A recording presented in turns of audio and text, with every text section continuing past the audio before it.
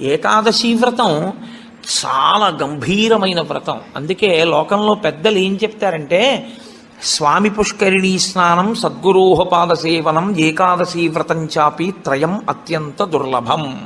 ఈ మూడు చెయ్యలేరు అని చెప్తారు.